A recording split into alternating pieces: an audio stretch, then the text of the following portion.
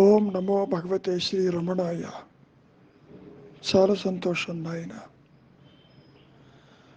ఆత్మ అంటే జీవుడికి తెలియదు.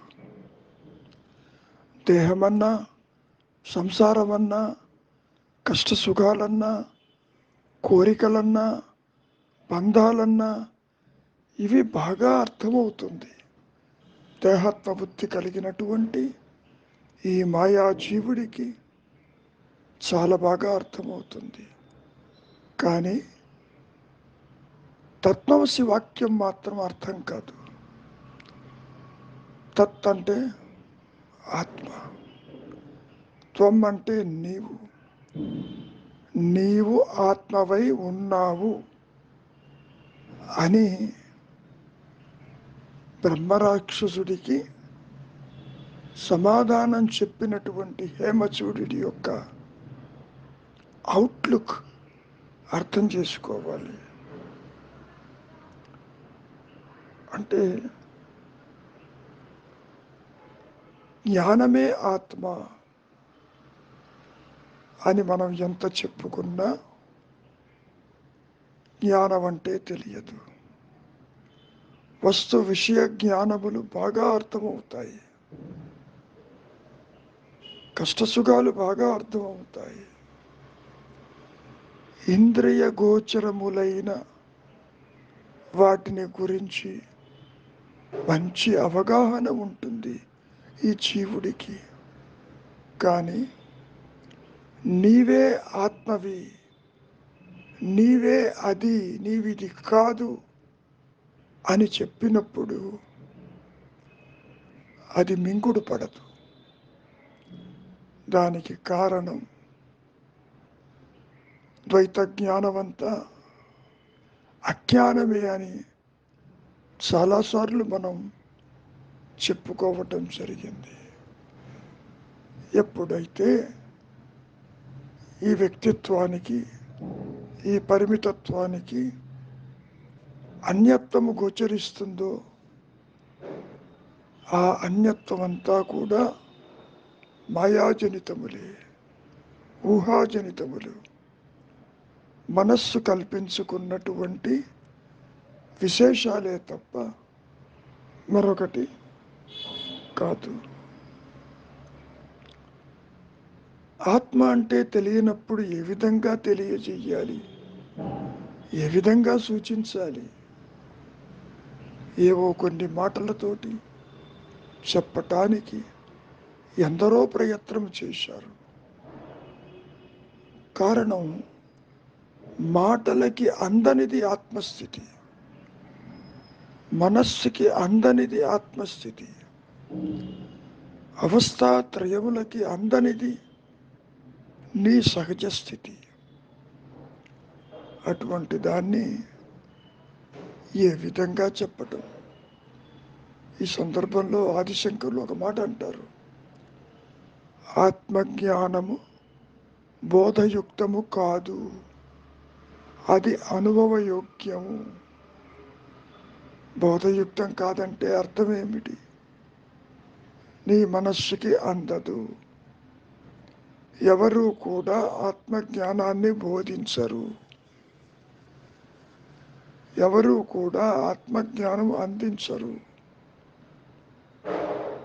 మరి బోధయుక్తము కాని దాన్ని, ఇన్కమ్యూనికబుల్ అయినటువంటి ఆత్మస్థితిని మనం ఇక్కడ ఏ విధంగా అవగాహనకి తీసుకుని రావచ్చును? ఒక్క విచారముతోనే, ఒక్క మౌనముతోనే, ఒక్క అంతర్ముఖంతోనే, ఒక్క నిశ్శబ్దముతోనే. అంటే దానివల్ల ఆత్మ ప్రకాశిస్తుందనే కాదు, ముందు జీవుడికి ఉన్నటువంటి అన్య చింతన తొలగిపోవాలి. తీవ్రమైనటువంటి వైరాగ్యము కలిగినప్పుడు మాత్రమే నిశ్చలత్వానికి రాగలడు. ఇక్కడ ఇంతవరకు మనం ఆత్మ అంటే చిన్మాత్రయే, చైతన్యమే, ఎరుకే, ఉన్నదే స్వయం ప్రకాశమై అది తన ఉనికిని చాటుకుంటున్నది అని మనం చెప్పుకున్నాం. అయితే చైతన్యం చైతన్యం అంటున్నారు కదా, ఈ చైతన్యం ఎక్కడ ఉంటుంది? ఏ విధంగా మనం దాన్ని గుర్తించగలం? అసలు గుర్తించగలమా? దానికి హేమచూడు చాలా తేలికగా సమాధానం చెబుతున్నారు. చైతన్యం అనేది ఎక్కడ ఉంటుందని అడుగుతున్నావు. బుద్ధిలో. ఇక్కడ మనస్సులో, అంతఃకరణ చతుష్టయంలో మనోబుద్ధి చిత్త అహంకారాదులు. మరి అంతఃకరణ చతుష్టయం ఉన్నదని అందరికీ తెలుసు కదా. మరి అందులో బుద్ధి అనే ఫ్యాకల్టీ ఉంది. బుద్ధి అంటే ఏ విధంగా మనం తీసుకోవాలి? అది వివేకంతో కూడుకుని సత్యమేది అసత్యమేది అనేటువంటి వివరణ చెయ్యగలిగిన సామర్థ్యము ఈ బుద్ధికి ఉంటుంది. ఈ సందర్భంలో రమణ మహర్షుల వారు బుద్ధిని గురించి మాట్లాడుతూ బుద్ధి యొక్క సూక్ష్మత అది ఆత్మేను. సామాన్యంగా ప్రతి ఒక్కరికి కూడా బుద్ధి కలిగి ఉంటుంది, ఇంటెలిజెన్స్ ఉంటుంది, జ్ఞానం ఉంటుంది. ఆ ఎరుక లేనిదే, ఆ సాపేక్ష జ్ఞానము లేనిదే జీవుడు ఏ ఒక్క పని చెయ్యలేడు. సర్వాన్ని గుర్తిస్తున్నాడు అంటే ఇంద్రియ వ్యాపారములతో. మరి అక్కడ జ్ఞానము, బుద్ధి, తెలివి, ఎరుక అనేది ఉంటేనే ఆ పని చెయ్యగలడు. కాబట్టి మనం ఈ బుద్ధి అనే దాన్ని ఏ విధంగా మనం చెప్పుకోవచ్చు? ఇక్కడ గ్రహించే శక్తి, వివరించే శక్తి, విచక్షణ కలిగిన శక్తి. మరి అప్పుడప్పుడు పసిపిల్లవాడు చదువుకుంటూ ఉంటే ఎంత చెప్పినా నీకు బుద్ధి లేదురా, అర్థం కాదని అంటుంటాం. ఎంతసేపటికి పసిపిల్లవాడు ఆటల మీద, ఆట బొమ్మల మీద ఉన్నటువంటి ఆకర్షణ చెప్పే మాటలలో కానీ చదువులో కానీ చూపించడు. బుద్ధి ఉంటుంది, ప్రతి ఒక్కరిలో బుద్ధి ఉంటుంది. కానీ ఇంద్రియ వ్యాపారములకి, సుఖానికి మాత్రమే దాన్ని ఉపయోగిస్తూ ఉంటారు.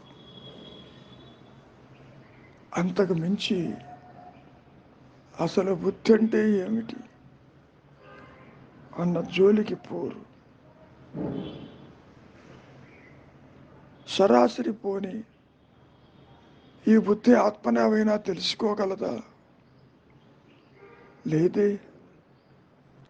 అది కొంతవరకు చెప్పటానికి ఇక్కడ చైతన్యం ఎక్కడ ఉంటుంది అన్నప్పుడు బుద్ధిలో అన్నారు. అది ఒక సూచన మాత్రమే. నిజానికి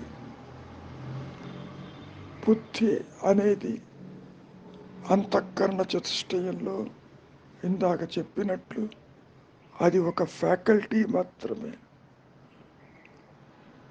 అది సరాసరి అహంకారముతో చేరి ఆత్మని గుర్తించలేదది. కొంతవరకే అది తీసుకుని వెళుతుంది.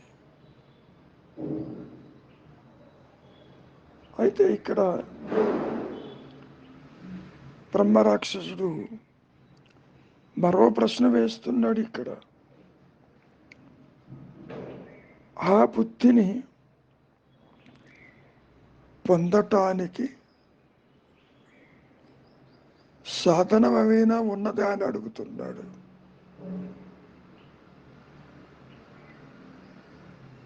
చైతన్యం ఎక్కడంటే బుద్ధిని చెప్పాడు, బాగానే ఉంది.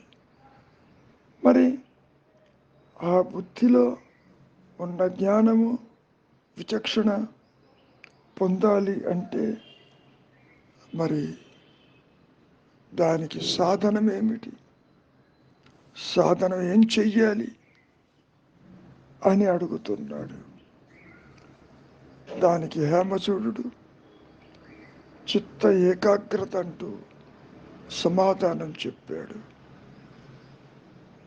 ఏకాగ్రత అనే పదంలో అన్య చింతన లేకుండా ఏక చింతన అనేది మనం సామాన్యంగా అర్థం చేసుకునే మాట. ఒక విషయమో ఒక వస్తువో దాని మీద మనస్సు పెట్టినప్పుడు ఇంద్రియముల ద్వారా అది తప్ప వేరు వస్తువుని విషయాన్ని గుర్తించినప్పుడు దాన్ని మనం ఏకాగ్రత అంటాం. నిజానికి ఈ ఏకాగ్రత అనే పదంలో మనస్సుకి ఒక విశిష్టత ఉన్నది. అదేమిటంటే ఒక విషయాన్ని, ఒక ఆలోచనని, ఒక వస్తువుని మనస్సులో నిలిపినప్పుడు వేరు విషయము రానివ్వదు, అది మాత్రమే ఉంటుంది. దీని అర్థం ఏమిటి? ఒక సమయంలో ఒకటి మాత్రమే అది గుర్తుపెట్టుకుంటుంది, ఒకదాన్ని మాత్రమే అది పట్టుకుంటుంది, ఒక విషయమే చింతన చేస్తుంది. వరుసగా దాని తర్వాత ఒకదాంతో ఒకటి చూడవచ్చు, విశ్లేషణ చేయవచ్చు. కానీ ఏకాగ్రతలో మనస్సు అది కూడా ఒక సూక్ష్మదేహమే సుమా, అది కూడా ఒక ఇంద్రియమే. పంచేంద్రియములు ఏ విధంగా అయితే వాటి వాటి పనులు చేస్తున్నాయో, శ్రోత, చక్షు, రస, ఆఘ్రాణ, స్పర్శ అనేటటువంటి ఈ పంచేంద్రియాలు వాటి వాటి పనులు మరి జ్ఞానముతోనే కదా చేస్తున్నది. మనస్సు కూడా ఒక ఇంద్రియం, అది ఒక సూక్ష్మదేహము. ఓకే, ఇక్కడ ఏమంటున్నారు? చిత్త ఏకాగ్రత వల్ల నీవు బుద్ధి విచక్షణ జ్ఞానము పొందవచ్చు. అంటే ఏకాగ్రత అనే పదంలో ఏక చింతన అనే పదంలో అన్య చింతన లేకుండా తనకు తానుగా నిలిచి ఉన్న ఏకైక సత్యస్థితి. ఒక రకంగా చెప్పుకోవాలి అంటే ఆత్మస్థితి అజపం చేస్తూ ఉన్నది ఏకాగ్రతతో. జపము కాని జపము, అహంస్ఫురణ, నేను ఉన్నాను నేను ఉన్నాను అన్న ఎరుకతో, అన్న జ్ఞానముతో అది ప్రకాశిస్తూ ఉంది, చేస్తూ ఉన్నది. ఆ విషయం ఈ బుద్ధికి తెలియదు, ఈ అహంకారానికి తెలియదు, ఈ మనస్సుకి తెలియదు, ఈ వ్యక్తిత్వానికి తెలియదు, ఈ పరిమితమైనటువంటి దేహాత్మ బుద్ధికి అది అందదు. చిత్త ఏకాగ్రత అనే పదంలో ఏ ఆలోచన లేకుండా నిలిచి ఉన్నటువంటి స్థితిని మనం ఏకాగ్రత అని మనం చెప్పుకోవచ్చు. తనకు తానుగా అన్య చింతన లేకుండా ఏ జ్ఞానమైతే నిలిచి ఉంటుందో, ఏ చైతన్యమైతే తనకు తానుగా ఉంటుందో అదే ఏకాగ్రత. అంటే నీవు ఇంతవరకు దేహం అనుకుంటున్నావు, ఇంద్రియాలు అనుకుంటున్నావు, మనస్సు అనుకుంటున్నావు, దేహం పుట్టుక నీ పుట్టుక అనుకుంటున్నావు. నిజానికి దేహధర్మాలు నీ ధర్మాలు కాదు. మూలము తెలియకపోవటం వల్ల, చిత్త ఏకాగ్రత లేకపోవటం వల్ల, బాహ్య చింతనలో కొట్టుమిట్టాడటం వల్ల, ఇంద్రియాలకి బానిసవటం వల్ల ఈ మాయా జీవుడికి ఏకాగ్రత అంటే అవగతం కాదు. ఎప్పుడైతే ఈ మనస్సులో, ఈ చిత్తములో ఏది ప్రకాశించదో, ఈ సాపేక్ష జ్ఞానము తనకు తానుగా పూర్ణ జ్ఞానమై అహంస్ఫురణగా ఉన్నానన్న ఎరుకతో తురీయంలో అన్యత్వము లేకుండా ఈ నేను ప్రకాశిస్తూ ఉంటుంది. దాన్నే మనం యువర్ ట్రూ నేచర్, దాన్నే రియలైజేషన్ అని కూడా మనం చెప్పుకుంటాం. You realise that this is unreal. ఈ ద్వంద్వత్వము, ఈ డ్యూయలిటీ అంతా అసత్యమే. మరి రియలైజేషన్ అంటే ఏమిటి? ఇది అసత్యమని గుర్తించి నీవుగా ఏకాగ్రతతో అహంస్ఫురణగా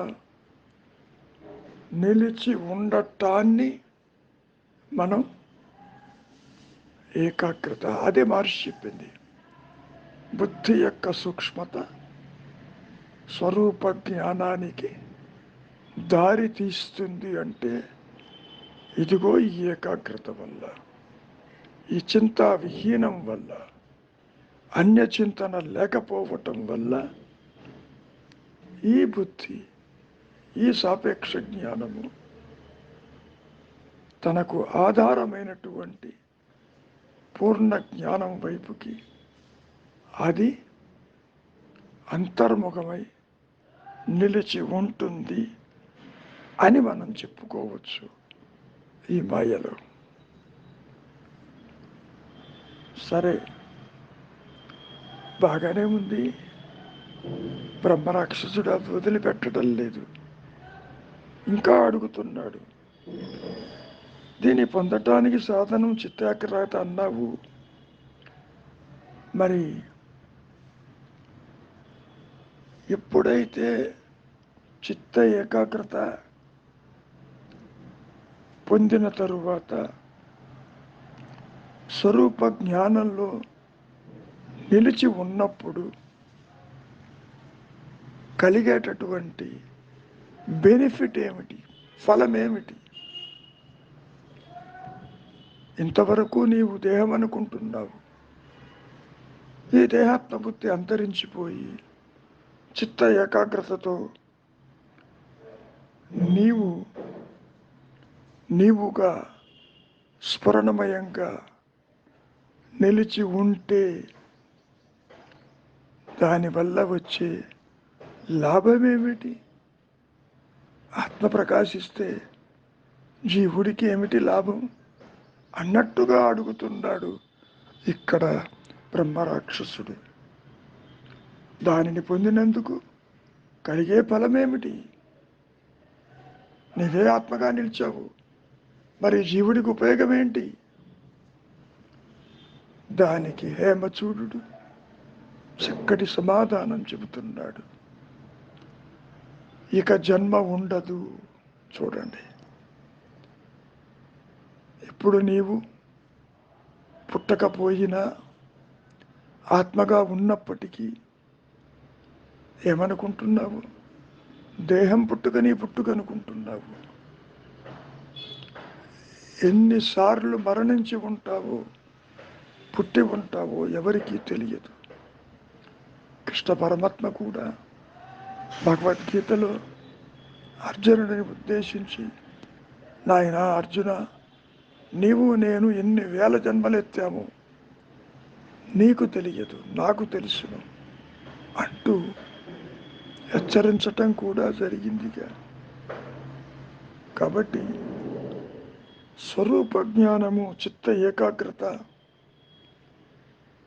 ఏర్పడినప్పుడు, అహంస్మరణగా నిలిచి ఉన్నప్పుడు నీ సహజత్వమని మరి ఇక జన్మ ఉండదుగా.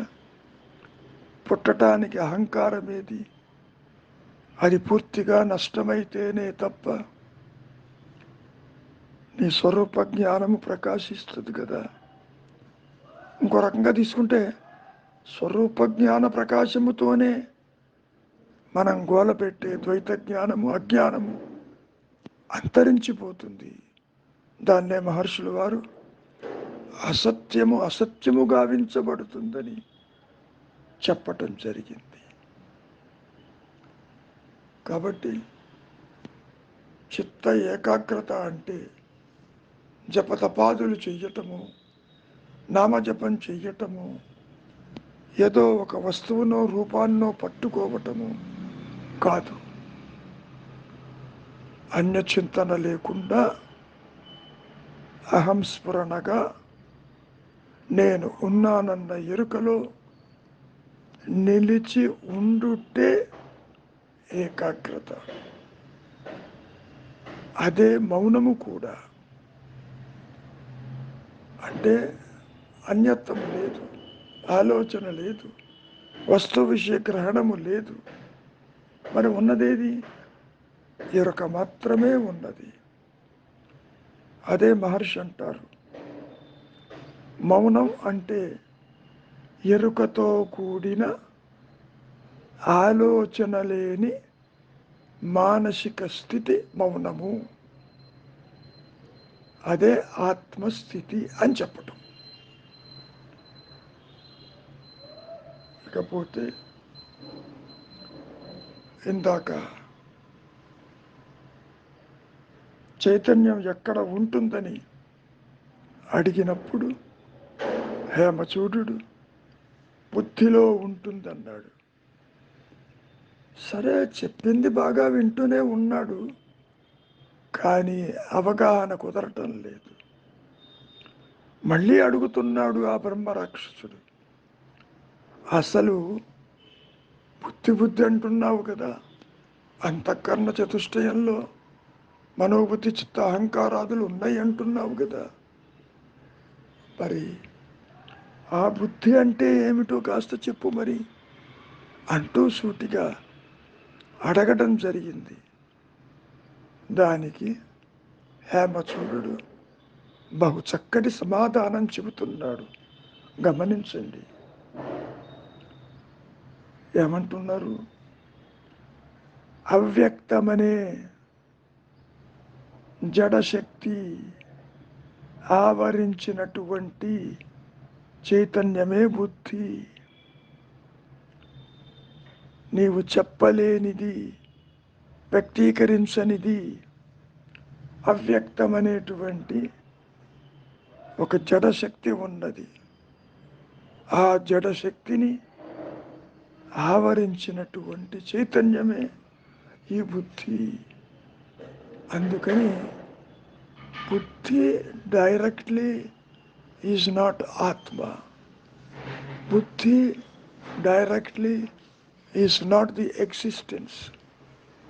బుద్ధి సరాసరిగా అది నీ సహజత్వము కాదు,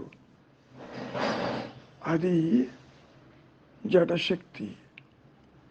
దానికి స్వయం ప్రకాశము లేదు. చైతన్యము ఆవరించిన ఒక జడశక్తి మాత్రమే. నిజమే, దాని సూక్ష్మత ఆత్మగానే ఉంటుంది.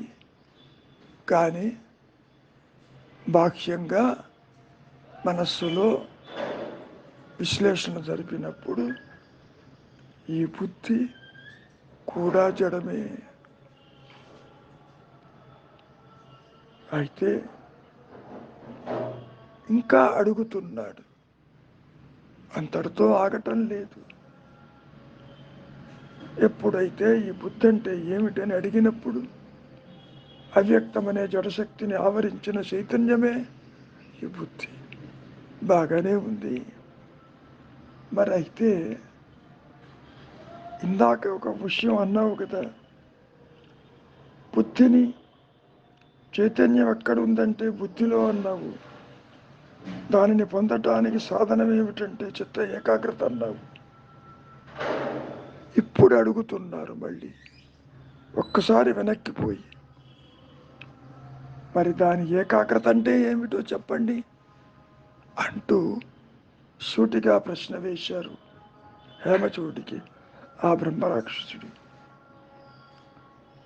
ఇది మనం బాగా గమనించవలసిన విషయం. దానికి సమాధానం ఏకాగ్రత అంటే బాగా గమనించండి, దృశ్యానికి విముఖమై స్వాత్మలో విశ్రమించటం ఏకాగ్రత. అంటే పంచేంద్రియములతోటి ప్రపంచాన్ని చూస్తున్నాడు ఈ జీవుడు. దృశ్యాలు ఎన్నో కనపడుతున్నాయి, జనన మరణాలు కనపడుతున్నాయి, నీలాగే ఇతరులు కనపడుతున్నారు, వృద్ధులు, బాలురు, స్త్రీ పురుషులు, ఒకటి కాదు, సృష్టి యావత్తు కనపడుతుంది. మరి అదంతా కూడా దృశ్యమే కదా. అదే మహర్షి అంటారు దృశ్యవారితం చిత్తమాత్మనః అన్నారు ఉపదేశసారంలో. కాబట్టి అటువంటి దృశ్యాల వెంట, అటువంటి ఇంద్రియ వ్యాపారముల వెంట నీవు వెళ్ళకుండా విముఖమై నిలిచి నీ సహజత్వంలో ఉండటమే ఏకాగ్రత. ఇది బాగా గమనించండి. నీవుగా అహంస్ఫురణగా నిలిచి ఉండుటే నీ సహజత్వంలో, అది ఏకాగ్రత. అంతేగాని మనస్సుతోటి నామాన్నో రూపాన్నో పట్టుకుని రాత్రింబగళ్ళు జపం చేయటం, ఊరికే కూర్చోవటం. చాలామంది తెల్లవారుజామున 3 4 లేచి మేము ఏకాగ్రతతో కూర్చున్నామండి అంటారు. ఏమిటి ఏకాగ్రత? కూర్చోవడం ఏమిటి? ఏంటి పట్టుకున్నావు? ఏం జపం చేస్తున్నావు? ఇవన్నీ కూడా మానసికమైన అసత్యపు ధోరణులు మాత్రమే. ఇక్కడ చెబుతున్నారు చాలా స్పష్టంగా, ఏకాగ్రత అంటేనే ఆత్మస్థితి.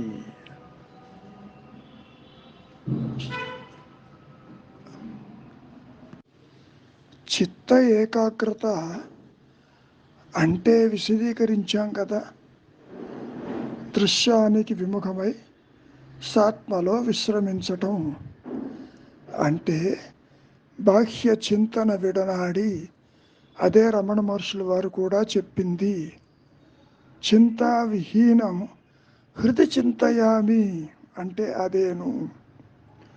దృశ్యవారితం చిత్తమాత్మనః అనేది ఉపదేశారంలో ఏ విధంగా అయితే చెప్పి ఉన్నారో అదే ఇక్కడ కూడా చెబుతున్నారు. ఏకాగ్రత అంటే ఆత్మగా నిలిచి ఉండటం, అంతేకాని మనస్సులో ఏదో భావాలు పెట్టుకుని వాటి వెంబడి పరిగెత్తటం కాదు. నాకు బాధ్యత ఉందనో, బరువు ఉందనో, ఎవరో ఏదో అనుకుంటారనో, వారి కోసం నేను చెయ్యాలనో, దిస్ ఈజ్ మై డ్యూటీ అనో అనుకోవటం ఏకాగ్రత కాదు అని స్పష్టం చేస్తున్నాడు ఇక్కడ హేమచూడు. అంటే దీని అర్థం ఏమిటి? దృశ్యానికి విముఖమై, దృశ్యాల వెంట వెళ్లకుండా, ఆకర్షణకి లోను కాకుండా, ఇంద్రియాలకి బానిస కాకుండా, నీవుగా నీ సహజత్వంలో ఏకాగ్రతతో, ఇక్కడ మళ్ళీ స్పష్టం చేస్తున్నారు, ఏకాగ్రత అంటే ఆత్మస్థితి. అంతేగాని మనస్సులో ఏదో పట్టుకుని కామక్రోధాది అరిషడ్ వర్గములతో కొట్టుమిట్టాడటం ఏకాగ్రత కాదు. ఆందోళనకు గురి అవ్వటం కాదు.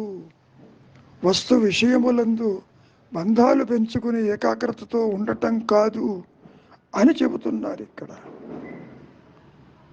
సరే, చివరికి అంతా బాగానే ఉంది.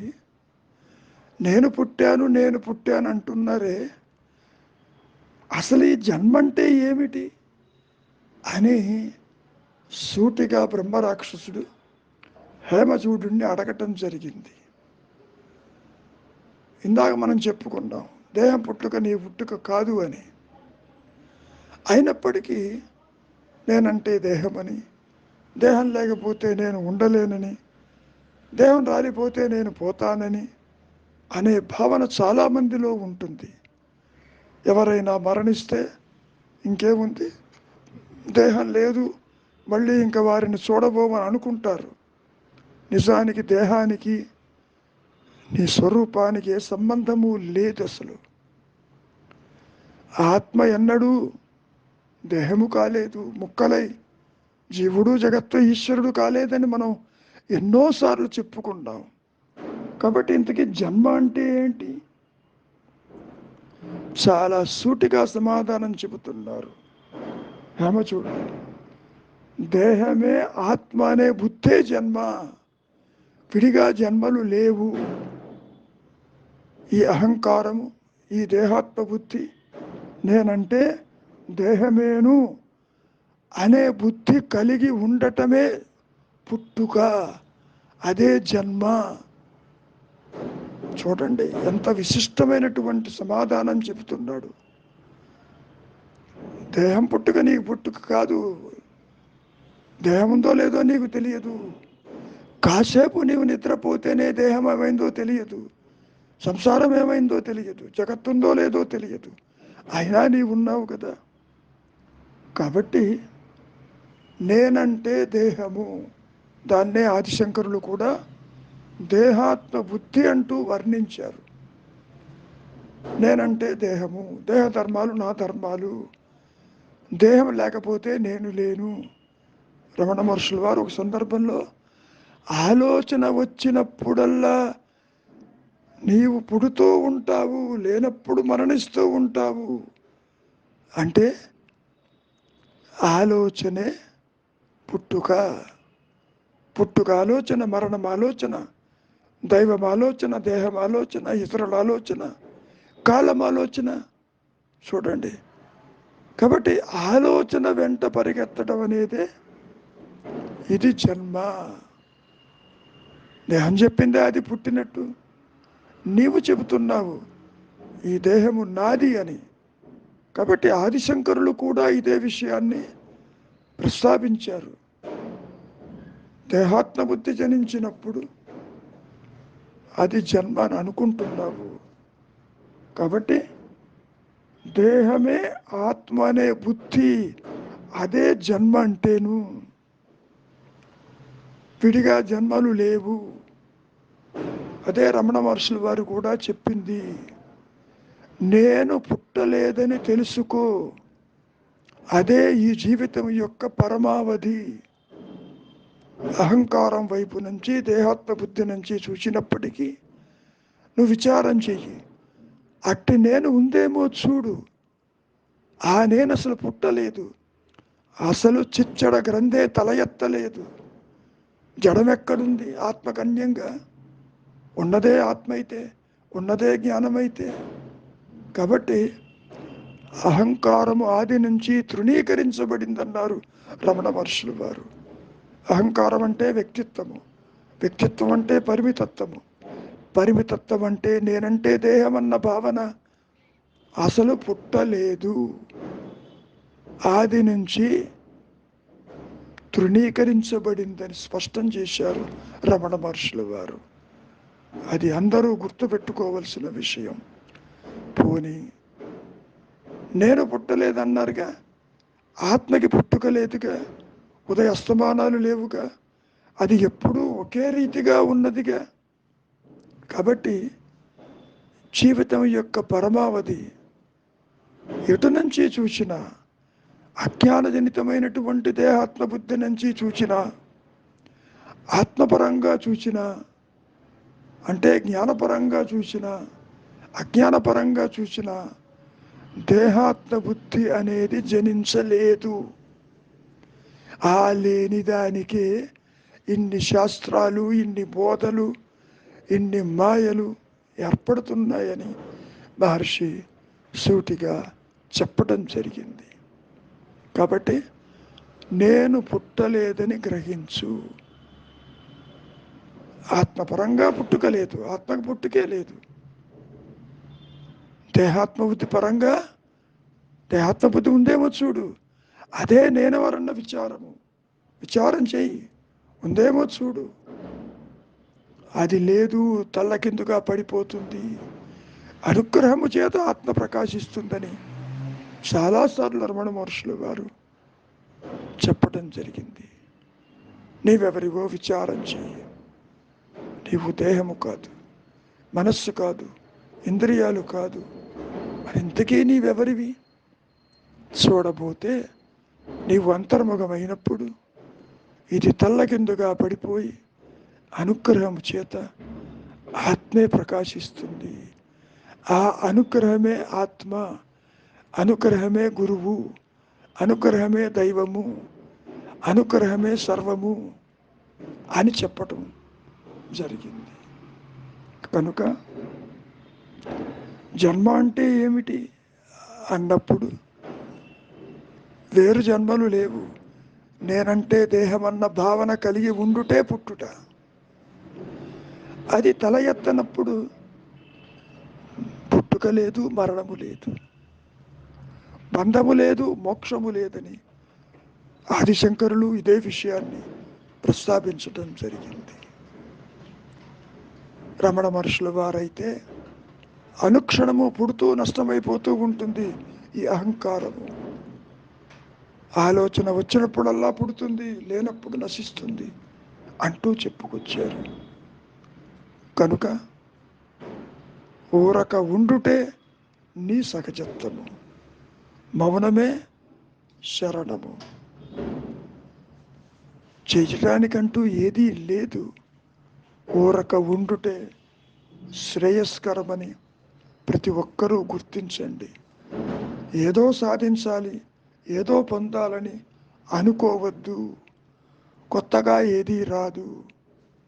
ఇప్పుడు ఉన్నది పోవటానికి ఇప్పుడు లేదది. ఆత్మ రావటానికి లేకుండా పోలేదు. Nothing to loose, nothing to gain. మంచిది. మౌనమే నీ సహజత్వం.